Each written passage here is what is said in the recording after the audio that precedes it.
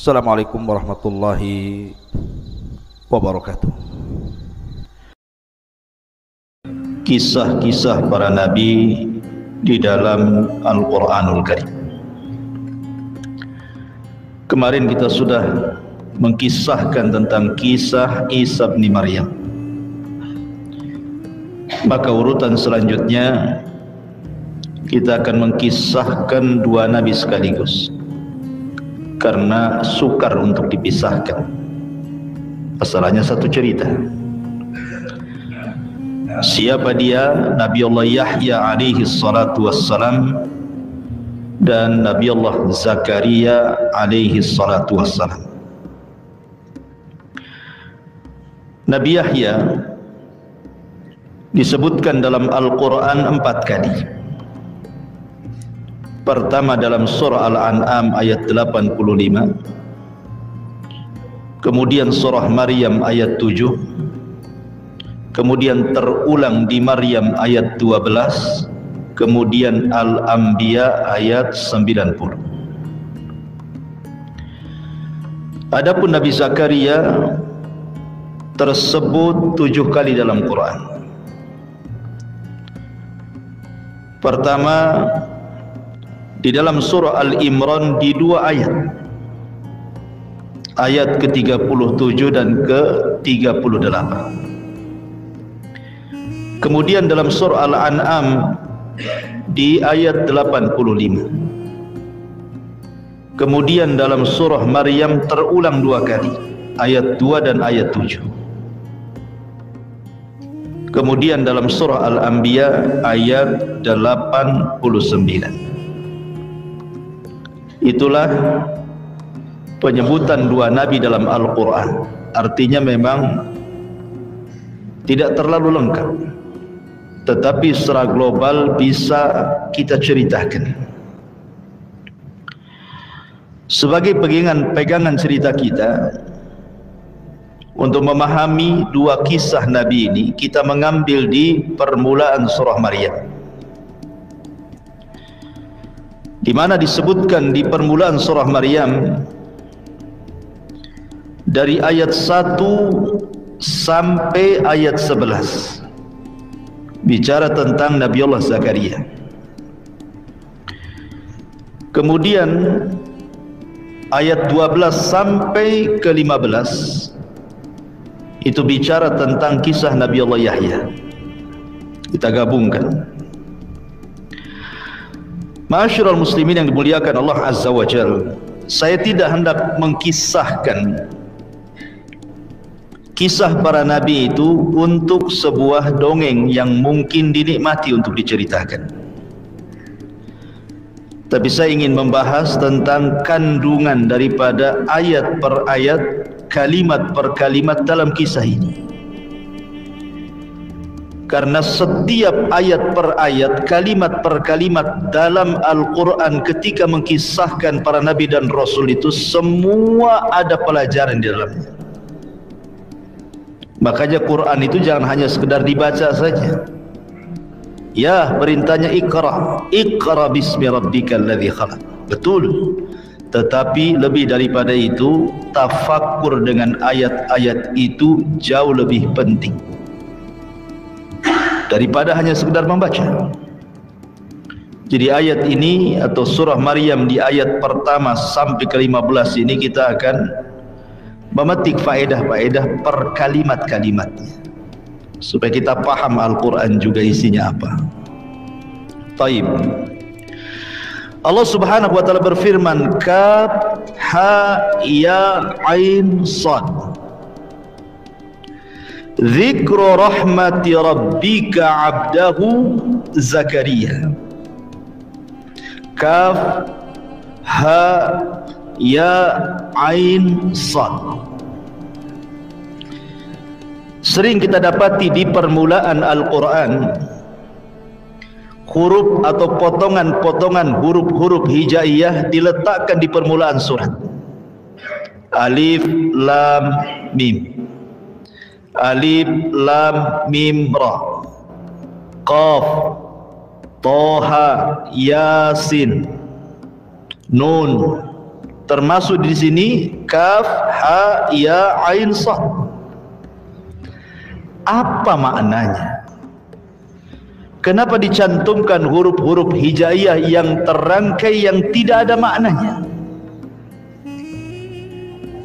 Kalau al-kitabu jelas maknanya kitab, al-qalamu maknanya pena, al-baitu maknanya rumah, al-masjidu maknanya masjid.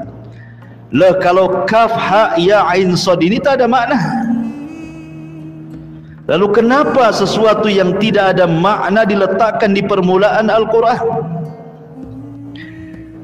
Ada sebagian ulama mengatakan bahwa sebenarnya ada maknanya, tetapi yang tahu hanya Allah saja. Pendapat yang kedua, sesungguhnya tidak ada makna sama sekali. Allah Subhanahu wa taala hanya sekedar tahaddi saja. Tahaddi itu artinya membuat semacam tantangan kepada orang-orang Arab. Quran itu turun di Mekah di zaman Arab jahiliyah tempo dulu. Orang-orang Arab itu kalau ngomong pakai bahasa Arab, Quran pun berbahasa Arab. Ucapan orang-orang Arab terangkai dari alif sampai ya. Quran pun sama, terangkai daripada alif sampai ya. Seolah-olah Allah ingin katakan, kalau kalian tidak yakin dengan Al-Quran, maka rangkailah Al-Quran itu dengan bahasa kalian, dengan alif, dengan lam, dengan mim, dengan ra, dengan kaf, dengan ha, dengan ya, dengan ain, dengan sad. Rangkai kalau kalian sanggup. Seolah-olah ketika Allah meletakkan huruf-huruf potongan-potongan hijaiyah dalam rangka menantang. Bukankah bahasa Arab terangkai dari alif sampai ya? Quran pun sama. Kalau kalian tidak yakin dengan Al-Quran, rangkailah dengan huruf-huruf itu semisal Quran. Sanggup? Tidak sanggup. Dari Allah menantang dengan 10 surat dalam surah Al-Isra, kemudian diturunkan menjadi 1 surat dalam Al-Baqarah. Fa'tu bi suratin min mithli, datangkan 1 surat yang semisal Quran saja. Kalian tidak akan sanggup. Itulah makna daripada kaf ya ha ain sad. Kalau kita mengacu kepada ahli tafsir di kitab-kitab tafsir mereka, biasanya ketika mentafsirkan huruf-huruf atau potongan-potongan huruf hijaiyah itu, pasti ulama tafsir akan mengatakan Allahu a'lamu bimuradihi bihi, Allah yang tahu maksudnya. Tetapi pendapat yang kuat bahwa diletakkannya huruf-huruf hijaiyah seperti ini dalam rangka tantangan. Allah sedang menantang. Hei anda yang pakar-pakar bahasa Arab, bukankah bahasa Arab terangkai dari alif sampai ya? Quran juga sama. Buatlah Quran dengan bahasa Arab kalian, kalau kalian sanggup. Tapi ada juga yang mengatakan bahwa sesungguhnya potongan-potongan huruf hijaiyah kalau diletakkan di awal surat itu, maknanya huruf-huruf yang banyak pada surat itu adalah potongan-potongan di awal. Umpamanya Al-Baqarah, berarti kalau kita membaca surah Al-Baqarah, huruf yang paling banyak pertama alif, yang kedua lam, yang ketiga mim. Kalau kita mau hitung nih, surah Al-Baqarah kita hitung satu-satu, alifnya berapa, lamnya berapa, mimnya berapa. Berarti ketika Allah mencantumkan alif lam mim, itulah huruf terbanyak dalam surat itu. Ketika Allah mengatakan dalam surah Maryam kaf ha ya ain sad, berarti itu huruf terbanyak dalam surah Maryam itu. Itu maksudnya. Ada juga yang mengatakan seperti itu. Tidak percaya, coba antum pulang dari sini, antum hitung tuh huruf dalam surah Maryam itu. Kemudian antum pisah-pisahkan, alifnya berapa, baknya berapa, taknya berapa, saknya sampai yaknya berapa. Ustaz kayak nggak ada kerjaan. Itu kerjaan. Apalagi hitung. Nanti antum akan dapati dalam surah Maryam itu kaf adalah terbanyak tuh hurufnya. Kemudian ha, kemudian ya, kemudian ain, kemudian sad. Dan itu termasuk ijazul Quran, kehebatan Quran. Taib. Ha kaf ha ya ain sad. Dzikru rahmati rabbika 'abdahu Zakaria. Yang dibacakan ini adalah penjelasan tentang rahmat Tuhanmu kepada hambanya Zakaria. Ayat ini akan menjelaskan bagaimana kasih sayang Allah kepada Nabi Allah Zakaria. Tetapi kasih sayang Allah itu bukan kepada para nabi saja, kepada semua manusia Allah sayang. Mu'minuhum wa kafiruhum, mau mukminnya mau kafirnya Allah sayang.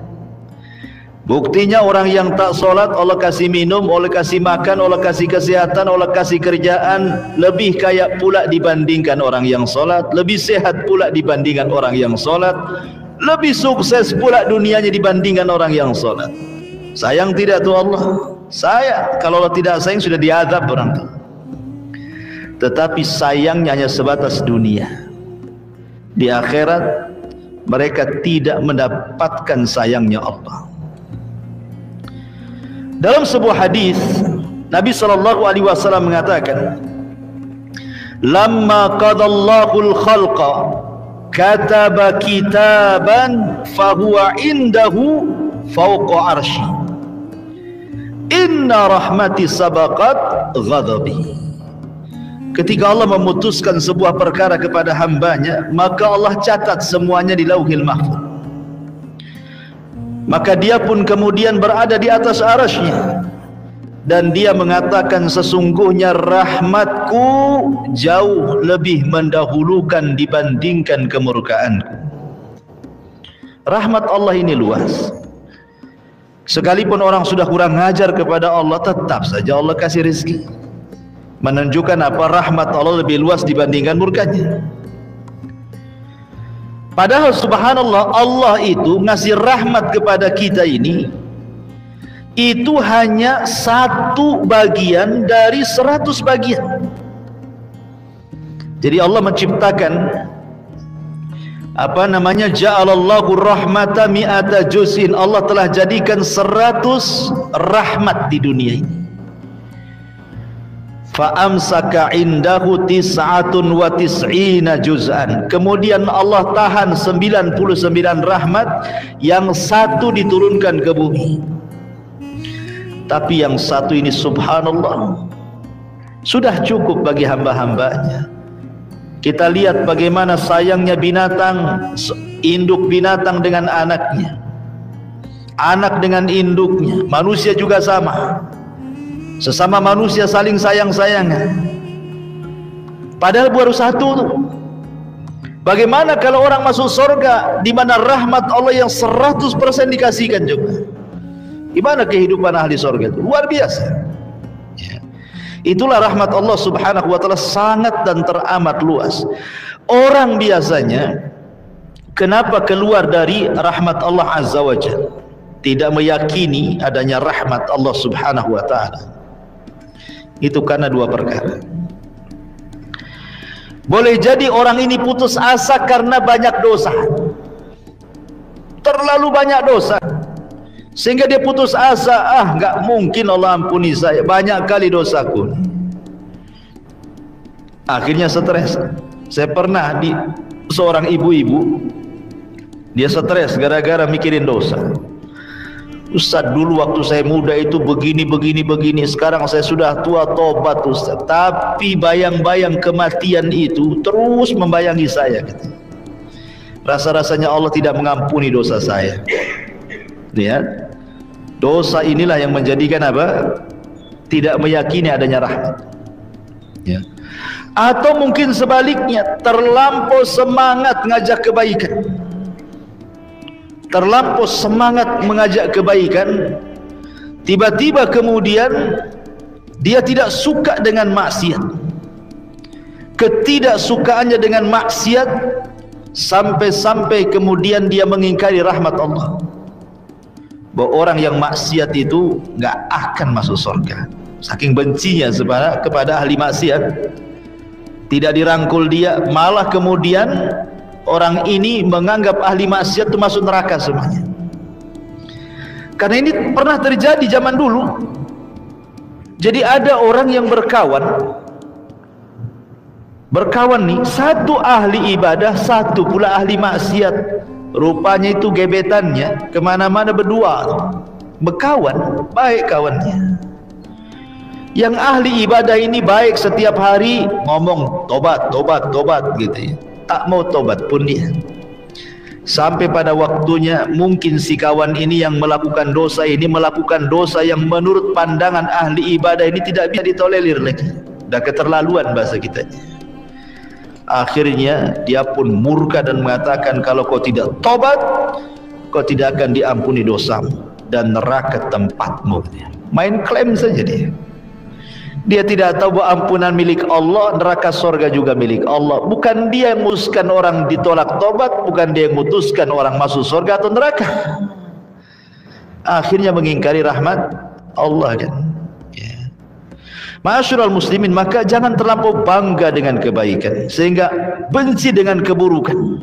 Harusnya boleh kita benci dengan maksiat, benci dengan keburukan yang dilakukan orang lain, tetapi sebaiknya kan kita rangkul mereka supaya mereka mendapatkan rahmat Allah. Kemudian ayat yang ketiga, idznada rabbahu nidaan khafiyah, yaitu tatkala Nabi Allah Zakaria berdoa kepada Tuhannya dengan suara yang sangat lirih dan lembut. Dahulu di zaman Rasul ada Arab Badui datang kepada Rasul. Kemudian dia mengatakan, ya Rasulullah, aqaribun rabbuna am ba'id? Rasul, Allah itu dekat atau jauh sih? Kemudian dia mengatakan, idza kana qarib fanunaji wa idza kana ba'id fanunadi. Kalau memang dia dekat, kita doa bisik-bisik. Kalau dia jauh, kita doa teriak-teriak. Jadi Badui ini ngomong, ya Rabb, ya Rasulullah, Tuhan kita ini di mana? Jauh ke dia? Dekat ke dia? Kalau dekat kita bisik-bisik, kalau dia jauh kita panggil-panggil. Maka Allah Subhanahu wa ta'ala menurunkan ayat, wa idza sa'alaka ibadi anni fa inni qarib ujibu da'watad da'i idza da'an. Apabila hamba-hambaku bertanya kepadaku, katakan ya Muhammad, aku dekat. Tak perlu teriak-teriak dalam doa. Aku dekat. Namanya orang dekat, antum nih di samping antum ngomong masa teriak-teriak, disangkanya orang laut antum. Antum tinggal di pinggir pantai ya. Anak nggak budak kan itu ya. Kecuali kalau antum di sini, teman antum di sana, iyalah teriak-teriak. Sama manusia saja, kalau dekat antum teriak-teriak disangka gila antum. Walillahil masalul a'la kan. Tentu bagi Allah itu permisalan yang utama. Maka ketika Allah mengatakan apabila hambaku bertanya soal aku dekat, maknanya Allah dekat dengan kita. Sehingga ketika Allah katakan kepada Rasul aku dekat, tidak perlulah antum teriak-teriak dalam doa itu. Seperti Zakaria di sini, idznada rabbahu nidaan khafiyah, ketika dia berdoa kepada Tuhanmu dengan suara yang lembut, yang lirih. Nggak perlu teriak-teriak. Ngapain teriak-teriak? Allah dekat dengan kita. Ma'asyiral muslimin yang dimuliakan Allah Subhanahu wa taala. Oleh karenanya maka di antara adab berdoa yang diajarkan Nabi sallallahu alaihi wasallam adalah berdoalah seperti Nabi Zakaria, pelan, lirih, lembut. Allah dekat, tidak jauh. Kemudian ayat yang keempat, qala rabbi inni wahanul azmu minni washta'ala ar-ra'su syaiban walam akun bidu'aika rabbi syakiyya. Zakaria berkata, ya Tuhanku, ya Rabb, sesungguhnya tulangku telah lemah dan kepalaku sudah ditumbuhi uban, dan aku belum pernah kecewa dalam berdoa kepada Engkau ya Rabb. Artinya Nabi Zakaria mengajarkan kepada kita jangan pernah bosan meminta kepada Allah. Jangan pernah bosan. Justru bosan itulah yang menjadikan doa kita ditolak, yang disebut dengan istijal. Ketika dia mengatakan da'autu falam yastajibli, aku sudah berdoa, kenapa ya Rabb kau tidak kabulkan aku? Justru kalimat itu yang menjadikan doa tidak diterima. Makanya Nabi SAW mengatakan dalam hadis Abi Hurairah radhiyallahu an, yustajabu li ahadikum ma lam ya'jal, akan diijabah setiap doa salah seorang di antara kalian selama tidak tergesa-gesa. Sahabat bertanya, apa yang dimaksud tergesa-gesa itu Rasul? Kata Rasul mengatakan, qad da'autu rabbi falam yastajibli. Aku sudah bosan ngomong ya Allah kabulkan, ya Allah kabulkan, tapi tak dikabul-kabulkan. Itulah istijal. Ucapan itu yang menjadikan doa tak diterima. Doa itu tidak ada ruginya ikhwan. Makanya sering saya katakan tidak ada yang tahu nilai sebuah doa kecuali para nabi dan orang-orang yang mengikuti para nabi. Antum doa loh, nggak ada ruginya antum berdoa itu. Karena terkadang ikhwan pengabulan itu tidak mesti cash. Terkadang pengabulan itu dengan cara apa? Dengan cara disimpan oleh Allah, kelak derajat antum diangkat di surga. Atau terkadang yang antum minta lain yang dikabulkan pula minta lain. Ada seseorang berdoa kepada Allah, mungkin dia tidak punya rumah, ingin punya rumah. Mungkin dia dipecat dari pekerjaannya, dia berdoa, ya Allah, mungkin ada perusahaan lain yang menerima saya. Tiba-tiba tidak dikabul-kabulkan, tetap saja dia nganggur. Rupanya ada yang ngajak, yuk kita kerja. Di mana? Di bangunan. Rupanya dia naik ke atas, jatuh dari ketinggian. Subhanallah, tidak mati, lecet sedikit, sama betadin aja sembuh dia. Secara logika nih, kalau jatuh dari ketinggian harusnya dia mati, minimalnya patah tulang, masuk rumah sakit. Rupanya itu pengabulan doanya. Minta rumah, dikasih diselamatkan dari jatuh dari ketinggian. Sebab kalau seandainya dikabulkan rumahnya, dikabulkan nih oleh Allah, dikasih rumah dia, tiba-tiba dia jatuh saat kerja, patah tulang, ringsek badan, masuk rumah sakit, rumah dijual untuk obat dia, sembuh tak? Belum tentu sembuh, rumah pula sudah ludas. Kan begitu ya. Jadi terkadang apa yang kita minta lain, yang dikabulkan lain. Begitulah Allah cara pengabulan doa. Lah Nabi Zakaria ini mengajarkan kepada kita, dia mengatakan dengan cara seperti anak meminta kepada orang tua, seperti apalah. Coba kalau anak antum meminta mainan sama antum, kadang ada anak itu yang guling-guling, kalau tidak dituruti bisa nangis sepanjang malam. Karena anak itu lebih cinta mainan dibandingkan antum. Nggak apa-apa lah, ibunya di dapur tak nampak, jangan main tak nampak. Kalau mainan tak nampak ngamuk deh. Artinya bahwa mengeluhlah kepada Allah. Yang buat masalah itu Allah, yang menghilangkan masalah juga Allah. Jangan pula kalau ada masalah ngeluhnya di mana? Di Facebook. Aku lagi galau. Untuk apalah? Aku lagi galau. Emangnya kemudian Facebook hilangkan galau kita? Tidak juga. Ya. Aku lagi banyak masalah. Ya. Tidak perlu ditulis di status loh, tidak ada perlunya. Karena yang namanya Facebook, Instagram tidak akan mengangkat kesulitan kita. Harusnya ketika ada masalah pertama kali itu angkat kedua tangan, ya Rabb. Nah, harusnya begitu. Dia yang menurunkan masalah, dia yang akan menghilangkan masalah. Lihat Nabi Zakaria mengajarkan doa itu seperti itu. Ma'asyiral muslimin yang dimuliakan Allah Subhanahu wa taala. Di sini Nabi Zakaria mengatakan, ya Tuhanku, sesungguhnya tulangku telah lemah. Maknanya Zakaria sudah tua. Kemudian kepalaku telah ditumbuhi uban. Ingat, uban itu adalah salah satu perkara yang bisa mengingatkan akan kematian. Uban itu perkara yang bisa mengingatkan kepada kematian. Makanya ada seorang nabi, ketika dia mau meninggal, dia meminta kepada Allah untuk dikirimkan alamatnya supaya tahu dia sudah dekat ajalnya. Setelah itu datang malakul maut dan mengatakan, telah tiba wafatmu. Dia mengatakan, bukankah aku sudah meminta kepada Allah agar dikirimkan tanda-tandanya?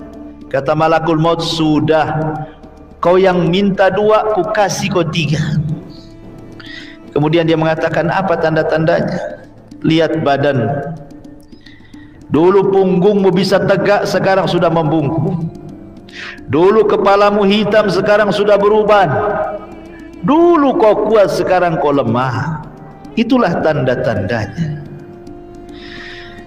Tetapi sekali lagi, ini kan tanda-tanda umum, bukan tanda seorang nabi mau mati kayak gitu kan. Semua orang pun kayak gitu. Ya. Tetapi ini pun tidak bisa dibawa kepada itlak kan, mengitlakkan bahwa kalau ada 3 tanda ini maka mati sejengkal lagi, nggak bisa juga. Ya, karena belum tentu juga orang tua itu lebih dulu mati dibandingkan anak muda. Banyak kakek yang usianya lebih lama dibandingkan cucunya, karena cucunya main trek-trekan di jalan, tabrak dia. Ya. Jadi, tetapi maksudnya di sini, umumnya orang kalau sudah tua, berarti mendekati, kalau dia usianya 62, 63, artinya ke 70 sudah dekat tuh. Walaupun ada yang lebih daripada itu, saya belum pernah ada orang yang punya umur itu 200 tahun. Tidak pernah. Kalau 120 tahun adalah, tapi itu kan 1-2, itu saja sudah tidak bisa bangun, jalan pun susah, makan pun disuapi dan nyusahin orang. Ma'asyiral muslimin yang dimuliakan Allah Azza wa Jalla. Makanya kalau antum punya uban jangan dicabut. Kata Nabi sallallahu alaihi wasallam, la tantafu syaibah fa innahu nurun yaumal qiyamah. Wa man syaba syaibatan fil Islam kanat lahu bi kulli syaibatin hasanah wa rafa'a biha darajah. Jangan kalian cabut tuh bulu-bulu uban kalian, kata Rasul. Karena uban itulah yang akan menjadi cahaya bagi kalian pada hari kiamat. Uban di kepala itu akan jadi cahaya pada hari kiamat, kata Rasul. Maka barang siapa yang dia beruban, maka setiap satu uban 1 kebaikan, dan Allah angkat 1 derajat padanya. Itu 1 uban. Kalau 2 uban 2 kebaikan, 3 uban 3 kebaikan. Kalau uban semua kan ada tuh, ya, kayak pengacara kondang uban semua. Ya, tapi bukan disemir putih. Ya, kalau disemir putih, belilah cat putih, tumpahkan di kepala. Maksudnya tumbuh dengan sendirinya, karena biasanya tumbuh uban itu biasanya usianya sudah 40 tahun ke atas. diingatkan loh, kamu sudah 40 tahun, bukan karena penyakit. Ya kita bicara umum lah. Biasanya usia kalau sudah 40 tahun ke atas sudah 1 nampak, 2 nampak. Ya kadang-kadang bukan hanya di kepala tuh bulu uban tuh, bulu hidung pun ada uban kadang-kadang. Artinya kalau ngaca kan diingatkan juga kita ini. Ya jadi ingat bahwa orang kalau sudah beruban, ambillah pelajaran dari uban itu. Ya. Kemudian ayat yang kelima, wa inni khiftul mawaliya min wara'i wa kanat imra'ati akiran fahabli min ladunka waliya. Kata Nabi Allah Zakaria, dan sungguh aku khawatir terhadap mawali sepeninggalku. Maksudnya mawaliku di sini kerabat-kerabatku. Aku khawatir dengan kerabatku, aku khawatir dengan kaumku. Kalau aku tidak punya keturunan, siapa yang akan meneruskan dakwahku, gitu maksudnya. Sesungguhnya aku khawatir terhadap mawaliku sepeninggalku. Sedangkan istriku adalah seorang yang mandul. Maka anugerahkan aku ya Rabb dari sisimu seorang putra yang baik. Boleh jadi putra itu akan meneruskan perjuangan. Karena aku khawatir kalau aku sampai mati tidak punya keturunan, siapa yang akan melanjutkan estafet dakwahku? Lihat bagaimana Nabi Zakaria mengajarkan kepada kita tentang ijtihad dalam doa. Pengen punya keturunan bukan karena syahwat. Kalau kita kan punya keturunan karena malu, sudah lama menikah tak punya anak, malu dengan mertua kita. Ya. Ataukah dia mengatakan nanti siapa yang akan mewarisi harta dan tahtaku ini kalau aku mati? Dunia yang diceritakan. Nanti kalau saya sudah tua nggak ada yang merawat saya karena nggak punya anak, stres dia masa depan. Bukan itu tujuan kita punya anak tuh. Di sini loh Nabi Zakaria mengajarkan kepada kita, dia takut kalau seandainya dia mati tidak punya anak, estafet dakwahnya terputus.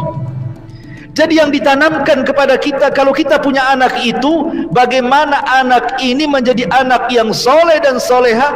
Kalau kita mati, ada yang mendoakan. Idza mata ibnu Adam in qata'a amaluhu illa min salasin sadaqatin jariyah aw ilmin yuntafa'u bihi aw waladin salihin yad'u lahu. Kalau anak Adam meninggal, terputus semuanya kecuali 3 perkara: sedekah yang mengalir, ilmu yang manfaat, dan anak yang soleh yang mendoakan. Jadi kita minta anak itu. Makanya kenapa doa para nabi, Rabbi habli minas salihin, ya Rabb anugerahkan anakku yang soleh. Karena yang soleh inilah yang bisa membahagiakan orang tua. Yang toleh inilah yang tolah-toleh orang tuanya. Kan itu yang gak bahagia. Ya. Ma'asyiral muslimin yang dimuliakan Allah. Makanya di ayat ke-6-nya dengan tegas kemudian Allah katakan, yarithuni wa yarithu min ali Yaquba waj'alhu rabbi radiyah. Yang akan mewarisi aku dan mewarisi sebagian keluarga Yakub, dan jadikanlah ia ya Tuhanku seorang anak yang diridhai. Ketika dia mengatakan bahwa yang akan mewarisi aku dan mewarisi sebagian keluarga Yakub, dari sini menunjukkan bahwa Nabi Zakaria itu masih nabi-nabi Bani Israel, karena dia mengatakan mewarisi sebagian keluarga Yakub. Yakub itu Israel, seluruh keturunannya 12. Dari 12 orang inilah melahirkan banyak manusia, termasuk dalamnya para nabi. Itulah yang disebut dengan Bani Israel. Kalau sedikit-sedikit dikaitkan dengan Yakub berarti Bani Israel. Ya.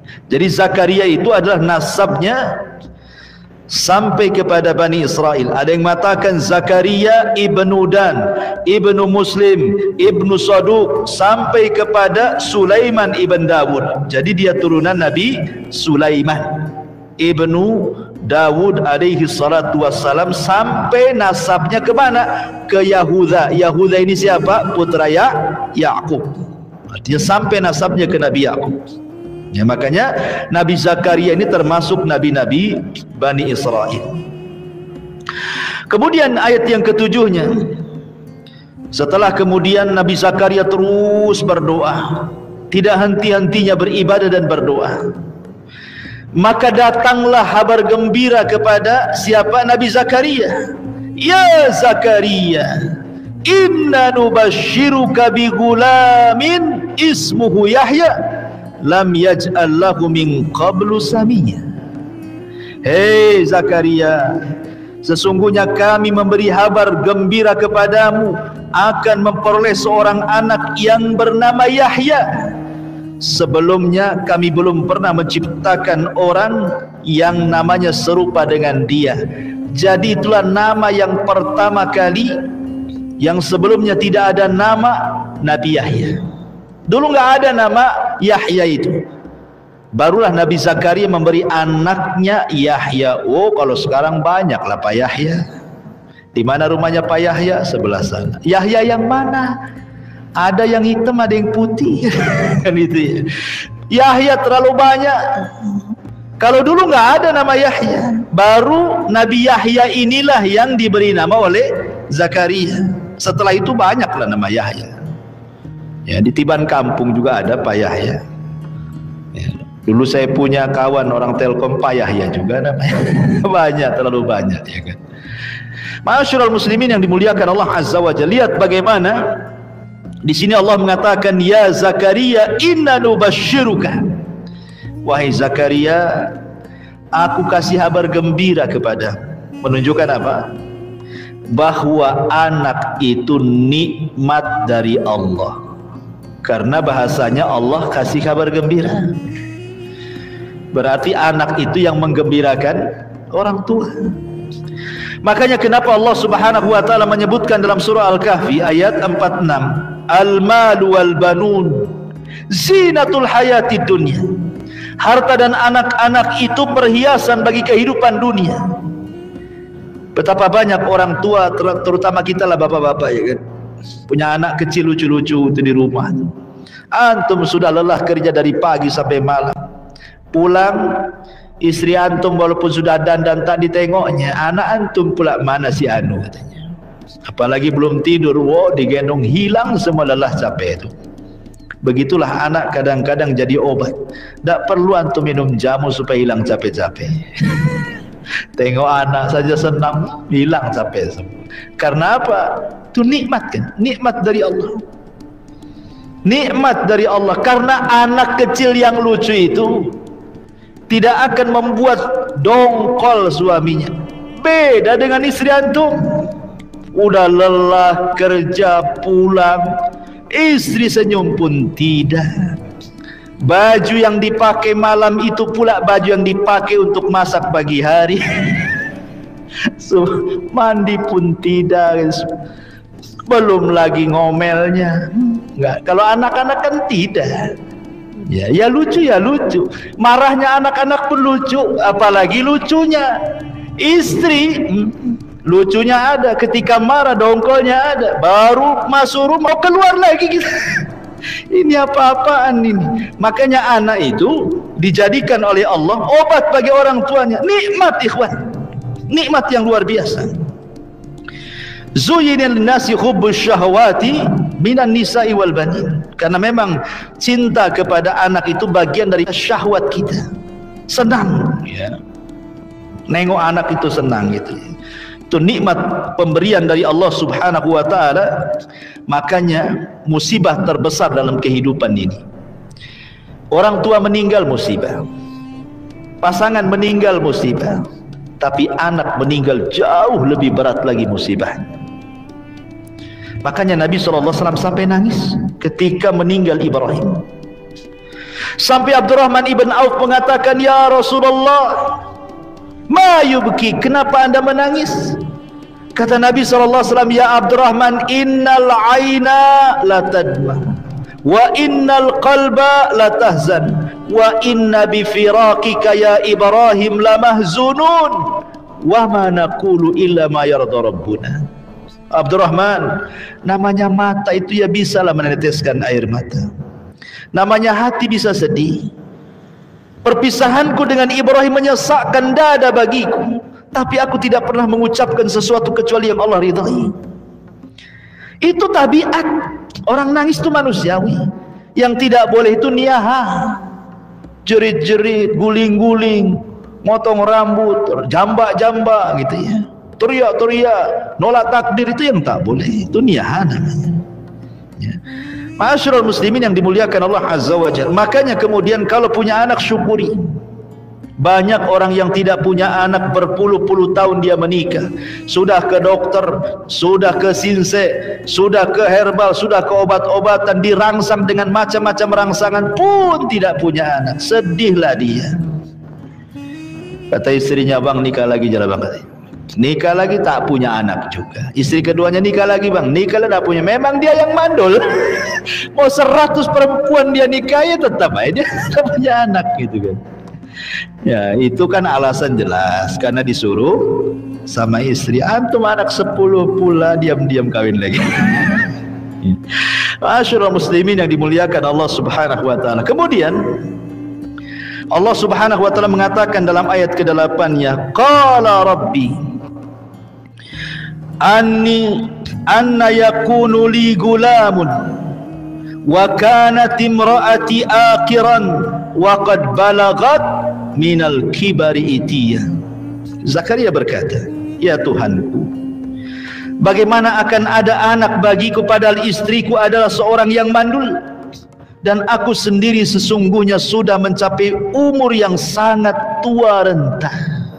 Mustahil, aku sudah tua 100 lebih, istriku juga sudah tua mandul lagi. Macam mana kau akan berikan anak kepadaku?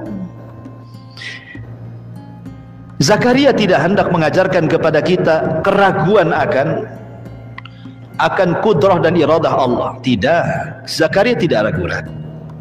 Cuman kan dia semacam kayaknya nggak yakin, nggak, mustahil aku sudah tua ini mandul kok punya anak, itu gimana ceritanya?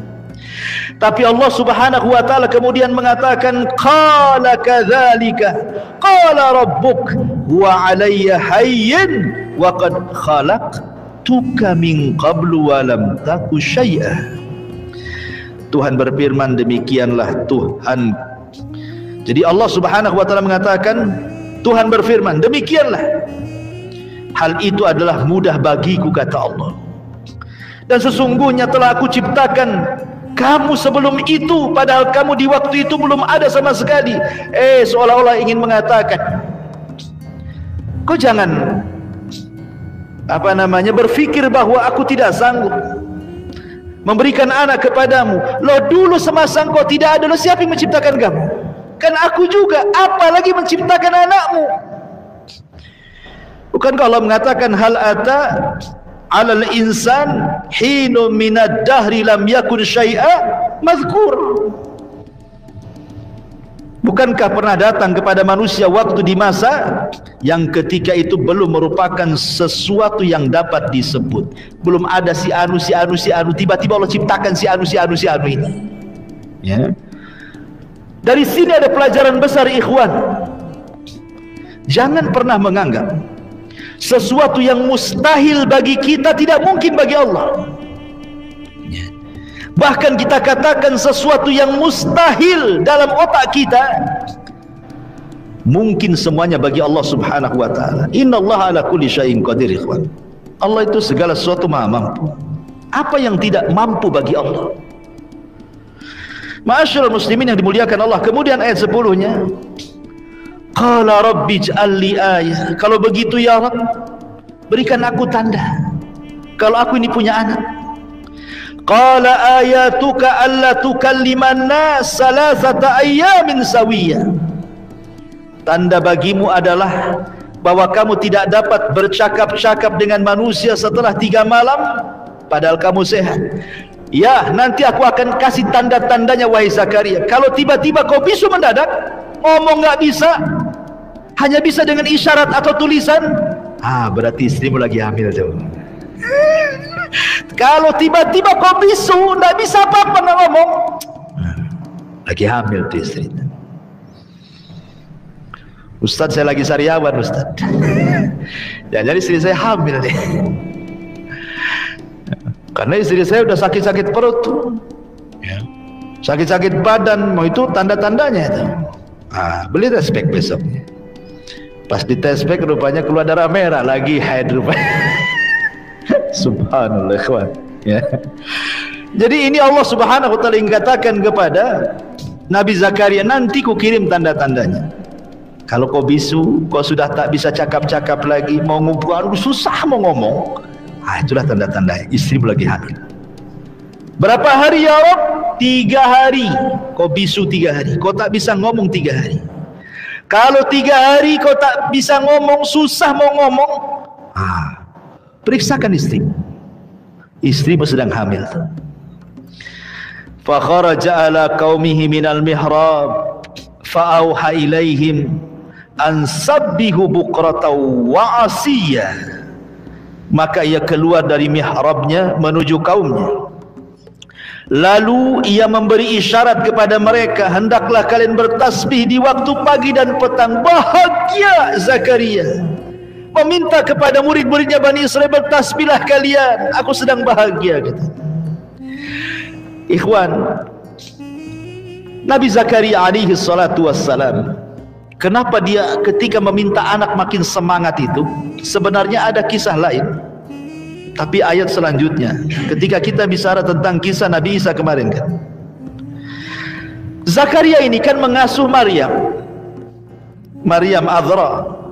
Kemudian Maryam ini anak kecil yang dididik oleh para nabi, para ulama dan ahli ibadah yang ada di Baitul Maqdis. Diletakkanlah di sebuah mihrab. Mihrab itu bukan kayak gini ya, ini mihrab juga. Maksudnya mihrab ini kalau ini sebuah ruangan, kemudian di situ ada ranjang bertingkat, ya kan? Kemudian ranjangnya ditempel di tembok sebelah sana, kita tidak bisa naik kecuali naik tangga. Itulah mihrab. Jadi Maryam itu tidur di situ, zikir di situ, ibadah di situ. Jadi suatu hari Nabi Zakaria ini, falamma dakhala Zakaria al-mihraba wajada indaha rizqah. Tiba-tiba Nabi Zakaria mendapatkan rizqah, banyak makanan, terutama buah-buahan. Yang anehnya lagi, buah-buahan itu yang tidak ada di musim dingin, ada pula di musim dingin. Tidak ada di musim panas, ada pula di musim panas. Kalau zaman dulu kan kalau makan buah-buahan harus nunggu musim ya. Kalau zaman sekarang kan tidak. Karena sudah ada transportasi, ada pesawat, ada kargo. Nggak ada durian di Batam sini, datangkan dari Padang, ya kan? Oh, di Padang tak musim, Tanjung Batu. Tanjung Batu tak musim juga, Thailand. Naik pesawat. Tapi kalau dulu kan nggak ada kendaraan, ya nunggu musim lah. Pengen durian ya nunggu musim durian, pengen jeruk nunggu musim jeruk, pengen mangga mungkin musim mangga, dan begitu seterusnya. Apa di zaman dulu kan terbatas kendaraan. Makanya Zakaria heran, ya. Makanya Zakaria mengatakan, anna laki hadza. Kalau memang Zakaria melihat buah-buahan yang memang dia musim panas ada, di musim dingin ada, nggak heran, memang itu musimnya kan gitu. Tak mungkin Zakaria akan tanya, anna laki hadza, dari mana ini kan begitu. Pasti tanyanya bukan seperti itu. Mungkin tanyanya dari mana kau dapat, siapa yang ngasih hadiah, ngasih kamu, siapa yang ngasih hadiah kamu, paling begitu ucapannya kan. Karena memang lagi musim masalahnya. Kalau tidak musim, makanya wajar pertanyaan Nabi Zakaria itu, anna laki hadza, dari mana kau dapat. Dari segi bahasa sudah beda. Kemudian Maryam mengatakan, huwa min indillah, itu datang dari Allah wahai pamanku. Dari situ berpikir, ini makanan tidak ada di musim panas, ada pula di musim panas. Makanan di musim dingin ada pula di musim dingin. Akhirnya Nabi Zakaria berpikir, kalau makanan di musim panas ada di musim dingin, makanan di musim dingin ada di musim panas, tidak mustahil. Walaupun dia sudah tua, istrinya mandul, tua pun pasti punya anak. Aku pun ingin sama dengan Maryam. Sejak itulah maka akhirnya Zakaria membuat mihrab yang sama dengan mihrabnya Maryam. Dia pun tidak keluar dari mihrab, terus berdoa kepada Allah Subhanahu wa taala. Dari situlah Allah mengatakan, hunalika da'a Zakaria rabbah. Disitulah tiba-tiba datang malaikat saat Zakaria sedang solat, wa huwa yusalli fil mihrab. Dia sedang solat, datang malaikat menghabar gembirakan akan kelahiran dia. Lihat, kekuatan ibadah dan doa mengabulkan segalanya. Kenapa malaikat menghabarkan akan kelahiran Yahya di waktu Zakaria sedang sholat? Kenapa tidak di waktu Zakaria sedang jalan-jalan? Gitu ya. Kalau sekarang lagi main futsal, kalau sekarang mungkin antum lagi ke pantai atau kemana gitu ya, lagi makan, ini lagi sholat dikasih kabar. Menunjukkan bahwa sholat itu sangat membantu menyelesaikan masalah. Makanya ada hadis yang mengatakan kana Nabiyyu sallallahu alaihi wasallam idza hajabahu amrun fazia, itu segera dia sholat. Apa fungsinya? Untuk melibatkan Allah dalam permasalahannya. Sholat, kalau antum ada masalah sholat ya, minta kepada Allah diuraikan masalahnya. Wasta'inu bis sabri was salah, minta pertolongan dengan sabar dan dengan sholat ya. Kemudian setelah Allah subhanahu wa ta'ala anugerahkan kepada Nabi Allah Zakaria seorang anak namanya Nabi Yahya, maka dalam ayat ke-12 dan seterusnya baru kita cerita Nabi Yahya di sini. Allah mengatakan, ya Yahya khudhil kitaba biquwwatin wa atainahul hukma sabiyya. Wa Yahya putra Zakaria, ambillah, pelajarilah kitab Taurat itu dengan sungguh-sungguh, dan kami berikan hikmah kepadanya Yahya selagi dia masih kanak-kanak. Subhanallah ikhwan. Allah subhanahu wa ta'ala anugerahkan kepada Nabi Zakaria itu nikmat yang luar biasa, karena anaknya anak yang saleh. Nabi Zakaria itu anak yang saleh, terdidik di tengah-tengah Baitul Maqdis. Sampai-sampai sejak kecil Nabi Yahya ini tidak suka bermain dengan anak-anak sebayanya. Kalau ada anak-anak sebayanya mengatakan, Yahya yuk kita main yuk. Kalau anak sekarang, yuk kita main kelereng, yuk kita main pitak umpet, yuk kita main apalah kan gitu ya. Kalau yang gede main futsal gitu atau apa gitu ya. Kata Yahya, la dah, ma khuliqna lilla'ib, aku tidak diciptakan untuk main-main, kau saja yang main katanya ya. Luar biasa ikhwan, aku tidak diciptakan untuk main-main, kalau kau main-mainlah sana. Itu anak-anak sebayanya masih kecil, belum balik tuh udah ngomong begitu. Antum kalau punya anak ngomong kayak gitu, faedah, mungkin sudah viral tuh, diundang ke TV-TV ya. Menunjukkan bahwa bagaimana Nabi Yahya itu terdidik seperti itu di atas ibadah kan. Sampai kecil-kecil tak mau main dia. Sampai Nabi Yahya itu kecil-kecil itu dia suka ke hutan, tafakur di hutan.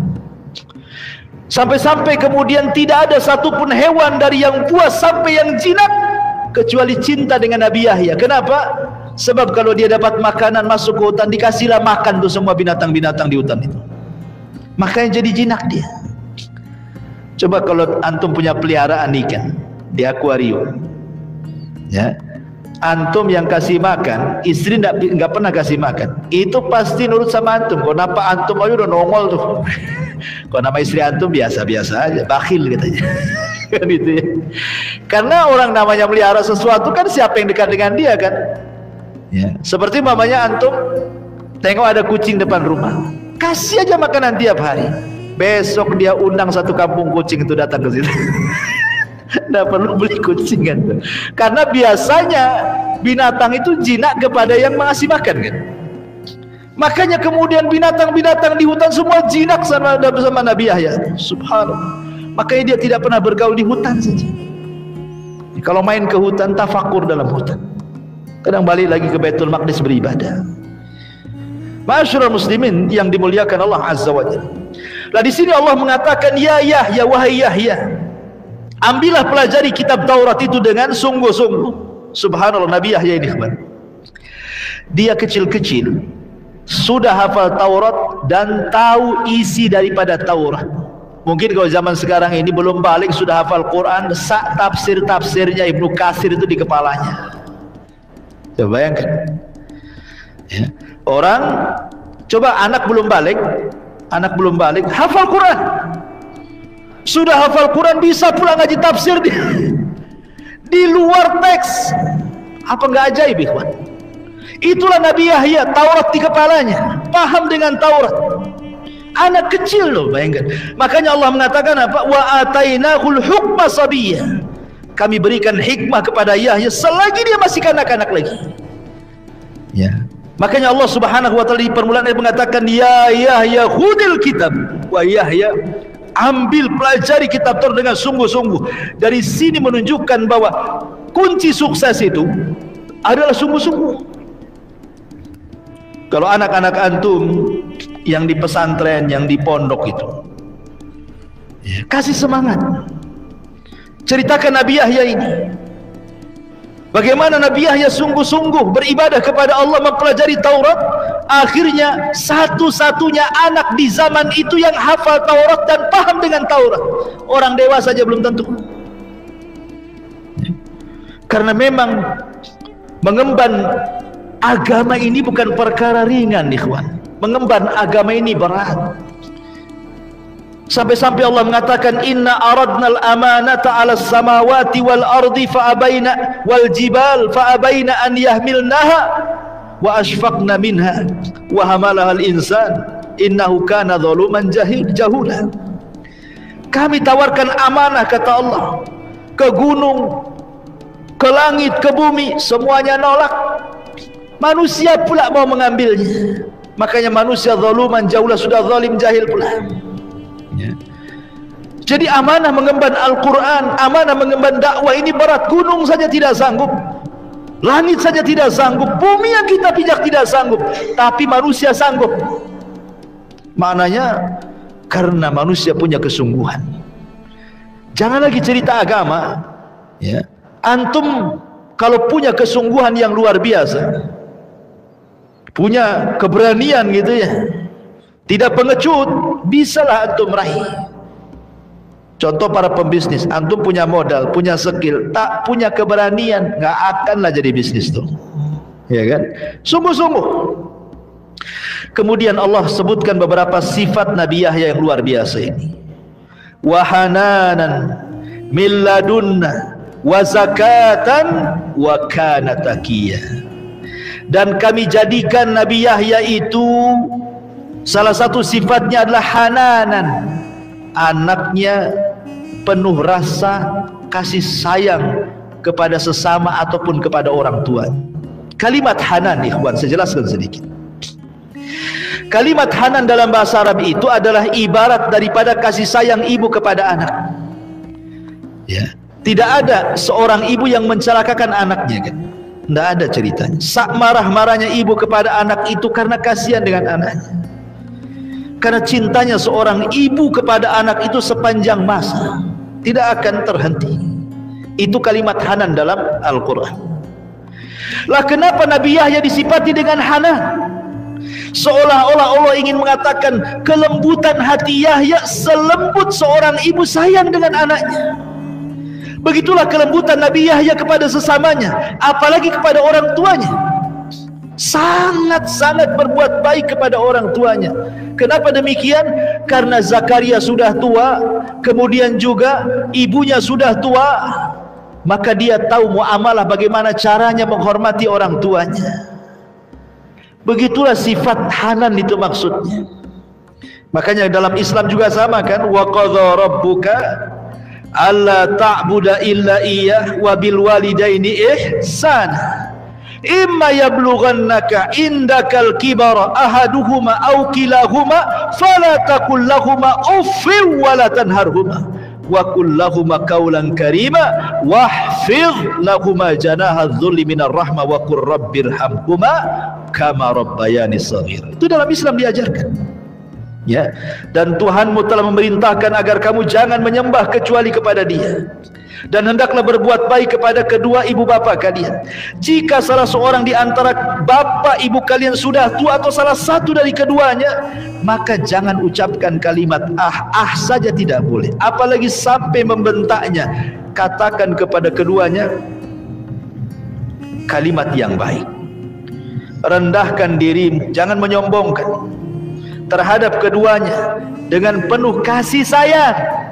Ya, dan ucapkanlah, wahai Tuhanku, sayangilah kedua orang tuaku sebagaimana dia dulu pernah menyayangi aku dan merawat aku sedari kecil.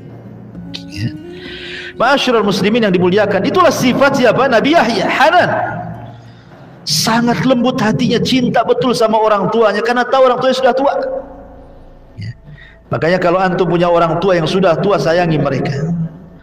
Kemudian bukan hanya Hanan, wa zakatan, bersih hatinya, tidak ada keinginan berbuat dosa.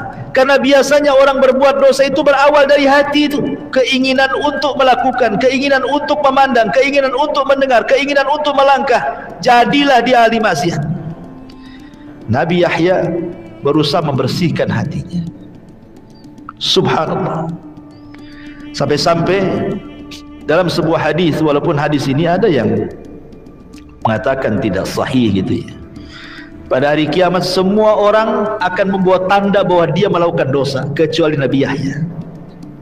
Semua orang akan membawa tanda bahwa dia pernah melakukan dosa pada hari kiamat di hadapan Allah, kecuali Nabi Yahya tidak ada tandanya, karena dia tidak pernah berbuat dosa. Hatinya jernih, bersih, dari kecil memang dia orang baik.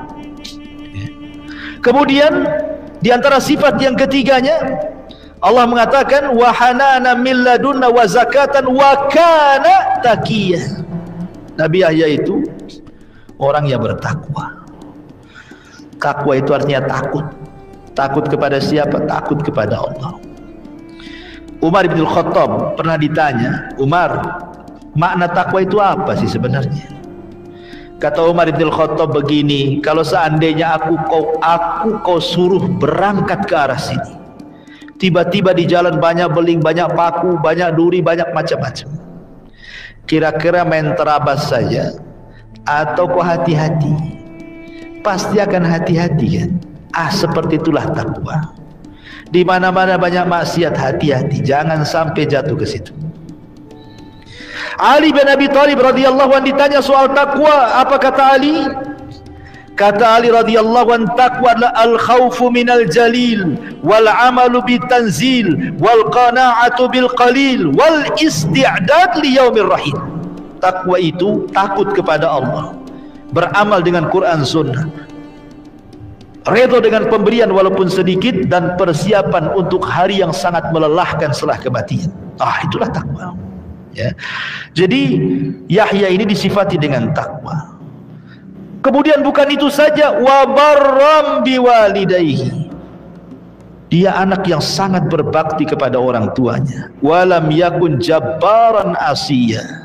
Dan dia bukan orang yang sombong kepada orang tuanya, lagi durhaka kepada orang tuanya. Lihat, ada perbedaan Al-Quran ketika Allah subhanahu wa ta'ala mensifati Nabi Isa dengan ketika mensifati Nabi Yahya. Kalau Allah subhanahu wa ta'ala ketika mensifati Nabi Isa, gimana bahasanya? Wa barran biwalidati walam yaj'alni jabbaran syakiyah. Dan Nabi Isa itu sangat berbuat baik kepada ibunya, karena tidak punya bapak dia, kepada ibunya. Dan Allah tidak jadikan dia seorang anak yang sombong lagi celaka. Tapi ketika Allah mensifati Nabi Yahya, wa barram biwalidayhi wa lam yakun jabbaran asiyah, dan Nabi Yahya orang yang sangat berbuat baik kepada orang tua, dan dia tidak sombong dan juga tidak durhaka. Ketika bicara Nabi Yahya menggunakan kalimat asiyah, ketika bicara tentang Nabi Isa menggunakan kalimat syakiyah. Yang satu durhaka, yang satu celaka. Tentu celaka di atas durhaka. Kenapa kemudian Allah mensifati Nabi Isa, dia tidak pernah celaka, artinya tidak pernah berbuat jahat kepada ibundanya.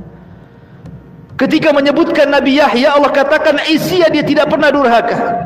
Artinya tingkatan syakiyah lebih tinggi dibandingkan tingkatan asiyah. Jawabannya, karena Nabi Isa itu tidak punya orang tua kecuali satu, ibunya saja. Kalau seandainya Isa sampai menyakiti ibunya, itu kedurhakaan yang luar biasa.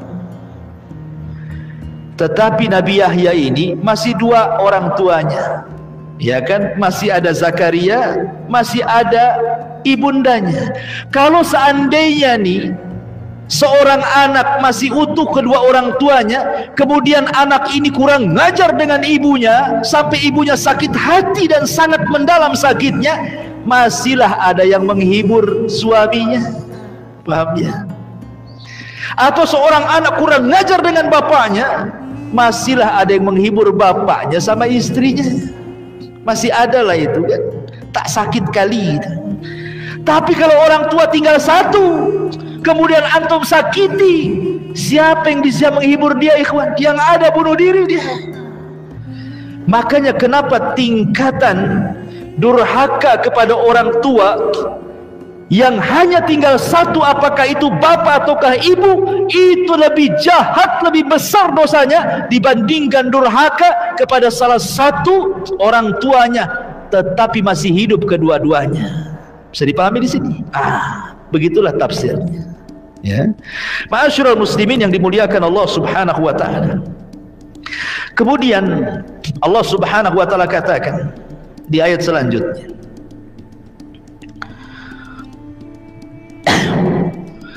wasalamun alaihi yauma wulida wa yauma yamutu wa yauma yub'atsu hayya. Dan kesejahteraan bagi Yahya pada hari dilahirkan, pada hari diwafatkan, dan pada hari dibangkitkan kelak di hadapan Allah. Ibnu Katsir menukilkan dua perkataan ulama besar, Sufyan Ats-Tsauri dan Sufyan ibn Uyainah. Apa kata Sufyan Ats-Tsauri? Kata Sufyan Ats-Tsauri rahimahullah tadi, dia mengatakan, demi Allah, tidak ada sesuatu yang menakutkan kecuali di tiga tempat. Perkataan yang sama juga dikatakan oleh Sufyan ibn Uyainah. Dia mengatakan, auhash ma yakunul insan fi hadhil ahwal. Sesuatu yang paling menakutkan bagi manusia itu ketika dia dihadapkan dengan tiga perkara: kematian satu, kelahiran, kematian, dan kebangkitan.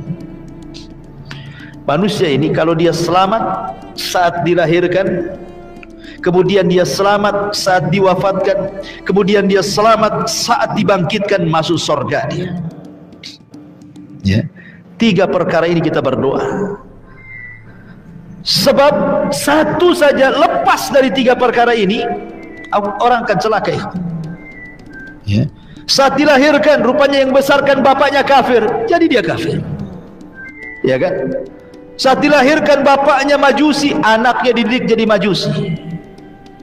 Ya. Kemudian saat wafat, dia su'ul khatimah, tidak bisa mengucapkan la ilaha illallah, mati dalam kondisi su'ul khatimah. Saat dibangkitkan dosa banyak, apa yang mau dihadapkan, dihisabkan di hadapan Allah. Makanya beruntunglah Nabi Yahya, diselamatkan saat dilahirkan, diselamatkan saat diwafatkan, diselamatkan pula saat dibangkitkan. Harusnya kita juga sama meminta kepada Allah Azza wa Jalla tiga perkara ini. Ya. Ma'asyiral muslimin yang dimuliakan Allah Subhanahu wa taala. Tadi saya sudah singgung Nabi Yahya, sampai di sinilah ayat surah Maryam bicara tentang dua nabi ini. Sedikit saya jelaskan siapa Nabi Yahya ini. Nabi Yahya ikhwatu fiddin hidup di tengah-tengah Bani Israel, hidup di tengah-tengah Baitul Maqdis, dididik para ulama ahli ibadah dan para nabi. Nabi Zakaria ayahnya nabi, sehingga dia menjadi sosok manusia yang soleh. Begitu pentingnya seseorang hidup itu di lingkungan baik, ikhwan. Ya, kalau orang hidup di lingkungan baik, jadi baik dia. Akhirnya kemudian besar menjadi seorang nabi yang sangat dicintai manusia. Nabi Yahya itu subhanallah sangat dicintai manusia, beda dengan Zakaria. Zakaria agak keras sedikit. Tapi kalau Nabi Yahya ini lembut cara dakwanya. Bani Israel suka dengan Nabi Yahya. Bukan masyarakat biasa, raja-rajanya, hakim yang memimpin Palestina itu suka dengan Nabi Yahya. Terkadang ada masalah datang ke Nabi Yahya minta fatwa. Karena dia orator, orangnya lembut, baik, dan luar biasa. Allah mengatakan, dalam ayat tentang sifat Nabi Yahya itu ada kalimat hasuran wa nabiyan minas salihin. Dia hasur. Hasur itu dia tidak menempatkan wanita dalam hatinya. Nggak ada kata wanita dalam hati itu. Dia tidak suka dengan wanita. Karena bagi dia wanita itu yang bisa mendatangkan syahwat, akhirnya mengganggu antara dia dengan Allah. Betul-betul menjauh dari wanita. Ya, tidak mau dia. Pada Nabi Yahya itu disifati orangnya ganteng, lembut ngomongnya, halus ucapannya, orangnya perawakannya luar biasa. Tetapi dia tidak mau mendekat perempuan. Karena bagi dia, ya tentu ini kan syariat zaman itu ya. Jangan ditiru. Karena ada di zaman Rasul yang mengatakan, demi Allah saya tidak akan menikah dan saya akan habiskan kehidupanku untuk ibadah. Rasul berkhutbah dan mengatakan, siapa yang ngomong tadi? Aku loh orang yang lebih takwa dan orang yang lebih takut kepada Allah. Tetapi saya juga menikah, kata Rasul. Man raghiba an sunnati falaysa minni. Siapa yang membenci sunnahku bukan golonganku kan. Ini tentu bicara syariat Nabi Isa, Nabi Yahya alaihi salatu wassalam. Tapi dalam kenyataannya juga para ulama juga banyak yang tidak menikah kan. Imam Nawawi, Ibnu Taimiyah dan banyak para ulama yang menghabiskan usianya untuk belajar, akhirnya tidak menikah sampai meninggal kan. Jadi Nabi Yahya itu sama sekali tidak ada ruang dalam hatinya namanya perempuan itu. Kalau kita kan sebanyak-banyaknya ruang itu bagi perempuan. Bukan satu perempuan saja, 100 perempuan ada dalam hati kita. Ya. Setiap nengok YouTube, baru lewat saja di situ di TikTok gitu kan, ada perempuan joget, langsung dipencet. Terlampau banyak ruang untuk perempuan kita. Nabi Yahya, apa itu perempuan? Jadi betul-betul fokus ibadah gitu ya. Ma'asyiral muslimin yang dimuliakan Allah Azza wa Jalla, ada sebuah wasiat yang diwasiatkan Nabi Yahya kepada Bani Israel dalam sebuah hadis yang sahih yang dikeluarkan Al-Imam Ahmad dan juga Tirmidzi. Suatu ketika Nabi Yahya dan Isa ini berjumpa. Itu kan satu zaman ya, namanya Ibnu Khalah ya, masih kerabat, anak bibi. Jadi suatu ketika Isa mengingatkan, Nabi Yahya, kau belum sudahkah kau sampaikan 5 perkara yang dari Allah kepada umat? Kata Nabi Yahya, belum. Jangan kau tunda-tunda. Aku yang menyampaikan atau engkau yang menyampaikan, kata Isa. Kata Yahya, oh jangan. Kalau kau yang menyampaikan, azab turun kepada aku, katanya. Biar aku yang menyampaikan. Maka Nabi Isa itu mengumpulkan Bani Israil. Ingat bahwa yang pertama kali membenarkan kerasulan Isa itu Yahya. Jadi Nabi Isa itu mengumpulkan Bani Israil, kemudian berceramah di hadapan Bani Israil. Apa ceramahnya? Innallaha amarani bi khamsi kalimatin an a'mal bihin wa amurakum an ta'maluhunna bihin, an ta'malu bihin. Allah telah perintahkan kepadaku, kata Yahya, dengan 5 perkara aku harus mengamalkannya. Maka aku pun perintahkan kepada kalian, hei Bani Israel, untuk kalian juga mengamalkannya. Secara singkat ya, karena terlampau lama. Yang pertama, awwaluhunna an ta'budullaha wa la tusyriku bi syai'an. Yang pertama, sembah Allah, jangan sekutukan Allah Azza wa Jalla. Tauhid. Yang kedua, wa innallaha amurakum bisalah. Setelah tauhid, salat kalian. Yang ketiga, wa amurakum bisyam. Setelah tauhid, salat, puasa kalian. Yang keempat, wa amurakum bisadaqah. Sedekah. Tauhid, salat, puasa, sedekah. Wa amurukum an tadhkurullah. Setelah itu banyak-banyaklah zikir kepada Allah. Ketika Nabi SAW membacakan riwayat ini, apa kata Rasulullah? Sebagaimana Yahya telah memberikan wasiat 5 perkara kepada umatnya, saya pun sama, kata Rasulullah. Wa ana amurukum bi khamsin Allahu amarani bihinna. Aku pun sama, diperintahkan 5 perkara yang akan aku perintahkan 5 perkara juga kepada kalian. Yang pertama, as-sam'u, dengar kepada pemerintah, jangan memberontak. Ini sifat khawarij. Kemudian setelah mendengar at-ta'ah, taat selama perintahnya tidak maksiat. Kemudian yang ketiga, jihad, baik dengan jiwa, harta, waktu dan daya upaya. Yang keempat, wal hijrah, kemudian hijrah, hijrah dari yang baik ke yang buruk, dari negara kafir ke negara Islam, dari sifat-sifat buruk menjadi sifat-sifat baik, yang ahli maksiat jadi taat. Hijrah itu mana yang umum. Dan yang terakhir, al jamaah, hati-hati, jangan bercerai-berai, bergabunglah dengan jamaah kaum muslimin, taati pemerintah kalian, ya. Kata Nabi SAW, inilah 5 perkara, aku pun perintahkan kalian dengan 5 perkara sebagaimana Yahya memerintahkan 5 perkara. Nabi Yahya, ikhwan, dijelaskan tentu dalam kisah Israiliyat, ya, dalam hadis memang tidak dicantumkan. Namanya kisah Israiliyat ini kan sebagai pelezat saja, pelezat cerita. Kita tidak bisa mendustakan, ya tidak bisa membenarkan secara mutlak.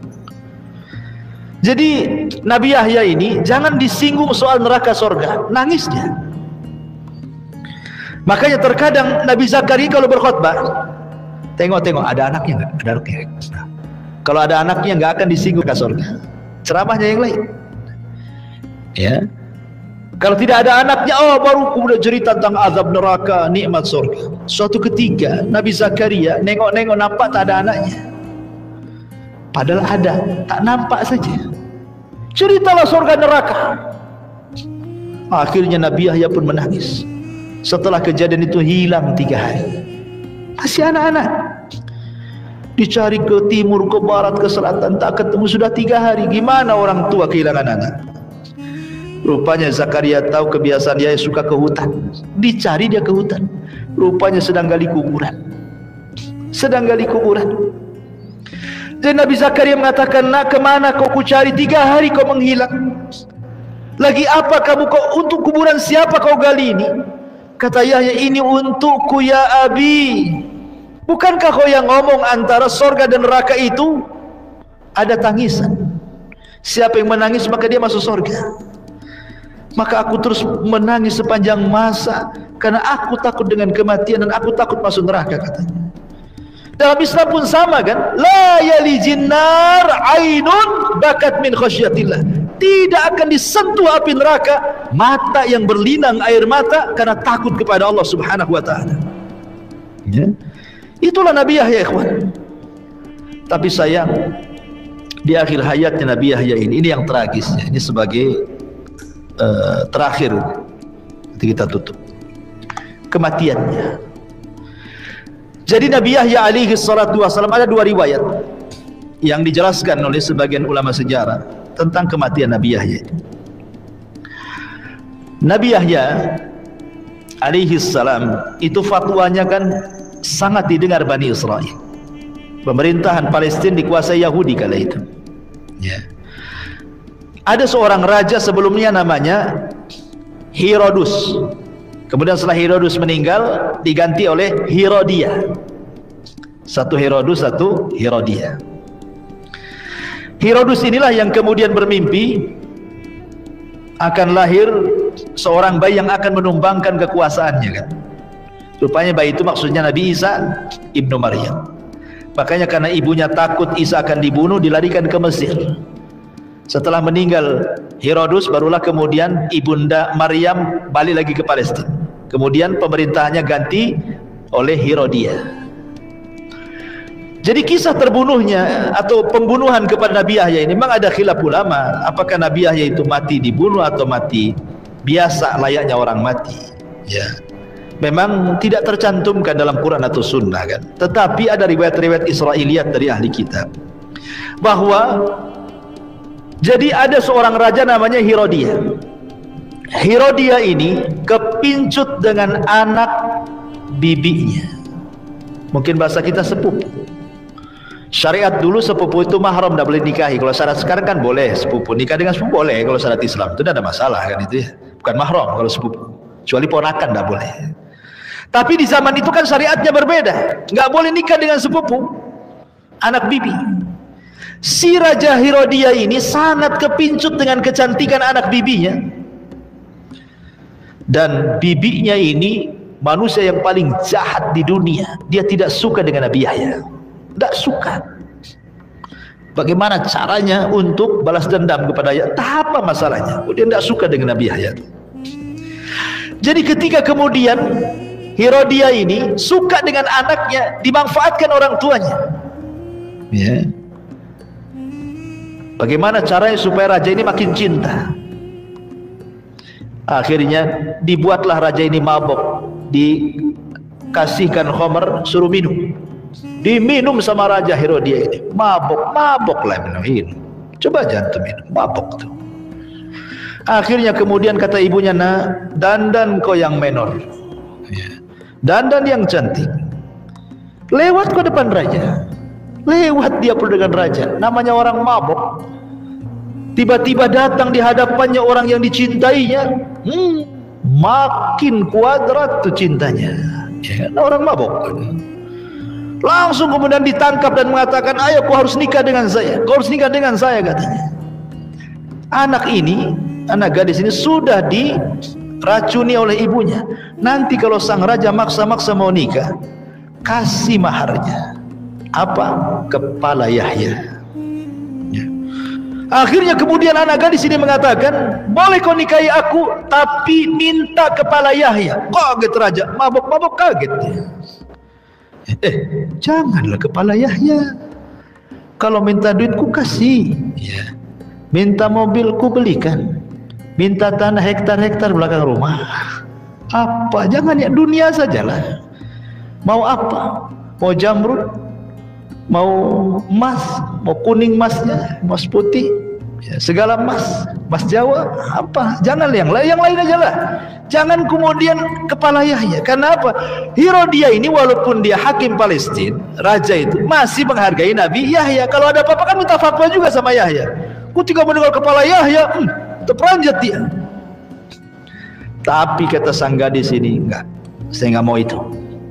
Saya mau kepala Yahya saja. Kalau kau bisa, aku kawin, tak bisa, tak kawin. Akhirnya karena mabuk raja, orang mabuk, udah cinta, udah luar biasa. Prajurit, tangkap Yahya, penggal kepala, bawa sini. Orang mabuk, asal ngomong aja orang mabuk. Namanya tentara disuruh raja, ya bergeraklah. Bergerak tentara ini menuju Baitul Maqdis. Nabi Yahya ini sedang sholat di mihrabnya, ditangkap. Habis ditangkap, diseret, kemudian dipenggal kepalanya. Bayangkan, dipenggal kepalanya, lepas dari badannya. Kemudian kepalanya dibawa ke istana, diletakkan di bejana emas. Parahnya ikhwan, badannya dikirim ke bapaknya Zakaria. Coba anda selaku ayah, tengok anaknya dibunuh orang, nggak ada kepalanya. Apa nggak sakitnya tembus ke dada, ikhwan? Ketika kemudian kepala ini sampai di istana, diletakkan di bejana emas, ini wanita jahat ini yang mengajarkan anaknya untuk minta mahar itu ketawa, dia bahagia, kakak mungkin itu ya ketawanya, bukan kakak ya, kakak kalau ketawa kan itu. Akhirnya kemudian ketika dia tertawa terbahak-bahak saking bahagianya, tiba-tiba istana gempa. Al jaza min jinsil amal, ya. Jangan ngira, ya, annallaha ghafilan amma ya'malu zalimun. Allah itu lalai dari orang yang zalim. Nah, Allah enggak lalai. Ada balasan dari sebuah amalan. Tiba-tiba kemudian gempa istana, retak pula tuh tanah, terbelah menjadi dua. Ini orang jahat wanita aja terperosok ke dalam itu, ke dalam tanah terperosok dia. Awalnya selutut naik, sepusar naik, sedada, tinggal seleher. Maka orang-orang mengatakan, selamatkan yang ada pada dia. Akhirnya untuk menyelamatkan gimana? Daripada nggak dapat badannya, ya kepalanya lah, tebas juga kepalanya. Nah, sama-sama kan? Dia ambil kepala orang, sekarang kepala dia kena tebas. Ya, ini satu riwayat. Riwayat yang lain mengatakan, jadi raja sebelumnya namanya Herodus. Ini kan cerita Herodia. Jadi sebelum Herodia ada namanya Raja Herodus. Herodus ini berzina dengan seorang wanita pelacur, punya anak, namanya Waladul Baghi, anak hasil zina. Cantik pula anaknya. Anak ini besar cantik. Masalahnya anak ini suka pula dengan Nabi Yahya karena tampannya, kecerdasannya, lembutnya, suka pula si gadis ini kepada Yahya. Hari-hari dia menggoda Yahya, Yahya tak akan tergoda. Sekali lagi karena tidak ada dalam hatinya apa yang disebut wanita. Enggak tergoda sama sekali. Sakit hatilah si wanita ini. Seandainya posisi Nabi Yahya itu antum, datanglah cewek cantik, anak saudagar kaya, anak nomor 1 Batam lah contoh kan itu. Jangan nomor 1 Kepri apalagi yang KRI. Udahlah anak RT jadilah ya. Cantik, kaya, gak akan antum tolak. Kalau antum tolak, semua dunia akan mengatakan gila lu. Digila-gilain kita, padahal waras tuh. Ya kan? Nabi Yahya tuh dia tak mau, sama sekali ditolak. Apa itu?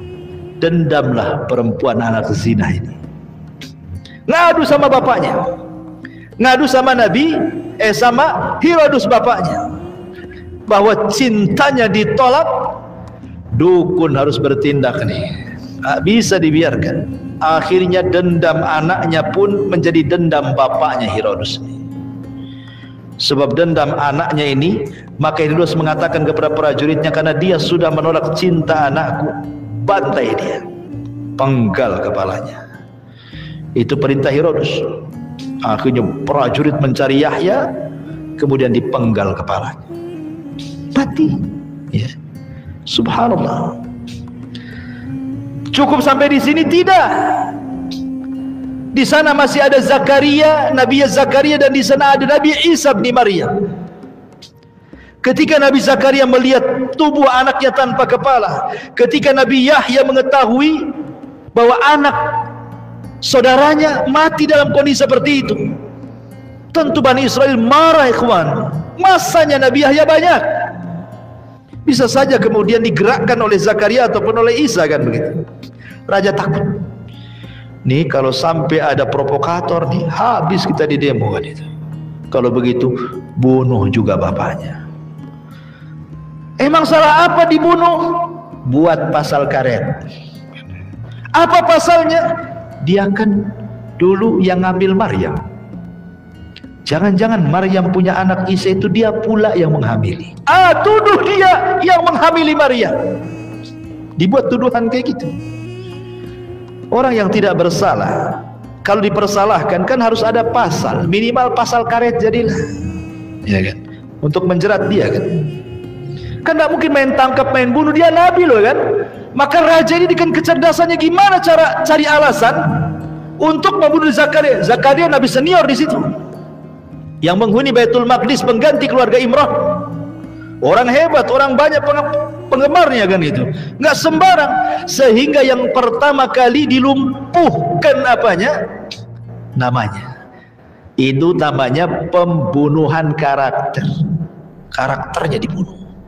Oh, rupanya dia yang menzinai Maryam, punya Isa pula kan itu. Makanya Yahudi sampai sekarang masih menganggap Maryam itu berzina dan Isa itu anak zina. Ya. Akhirnya kemudian mereka pun mengepung Zakaria. Zakaria lari ke hutan. Di antara mukjizat Zakaria itu bisa membelah pohon. Dia masuk ke pohon itu, setelah belah nanti rapat lagi pohon itu. Jadi ketika kemudian di tengah hutan ada pohon memanggil-manggil, ya Zakaria, kemari, kemari, pilihlah aku sebagai tempat persembunyian. Akhirnya Zakaria pun karena melihat pohon besar, kemudian terbelah dua, masuk Zakaria di situ. Subhanallah, memang sudah takdir dari Allah. Ada iblis menjelma manusia, mengikuti Zakaria kemana. Rupanya iblis tahu pula Zakaria berada di pohon itu. Qadarullah juga bajunya nyempil keluar sedikit ketika pohon itu rapat. Bisa jadikan bukti kan buat Zakaria di situ, karena bajunya keluar sedikit. Semua tentara Herodus ini disuruh mencari Zakaria ke hutan-hutan, nggak ketemu. Gimana sembunyinya di dalam pohon? Kalau di atas pohon masih nampak, di balik pohon masih nampak bayangannya. Di dalam pohon cemana nampaknya? Pohon seribu-ribu itu dalam hutan, gimana caranya? Tapi iblis datang kepada pasukan Herodus dan mengatakan, kalau kalian ingin cari Zakaria, aku tahu mana dia. Kemudian diarahkan, no, di pohon itu. Gak percaya, tuh bajunya nongol tuh katanya. Ah, gergaji biar mati katanya. Akhirnya betul-betul digergaji, mati. Cukup sampai di sini? Tidak, masih ada Isa. Isa masih hidup. Maka Herodus mengatakan, oh nggak bisa, ini Yahya sudah meninggal, Zakaria sudah meninggal, Isa nanti nggak mungkin diam, bantai juga dia. Subhanallah, ngerinya orang dulu ya. Dikirim pasukan. Isa ketika itu berkumpul dengan Hawariyun, 12 Hawariyun. Jibril datang memberitahu bahwa akan ada orang yang menyerang dan menangkapnya. Maka Isa mengatakan kepada orang 12 ini, mengatakan, siapa yang bisa kuserupakan wajahnya dengan wajahku, maka dia akan menjadi temanku di sorga. Tapi risikonya dia akan ditangkap, dibunuh, disalib. Tidak ada yang mau, kecuali satu orang yang paling muda, dia mau.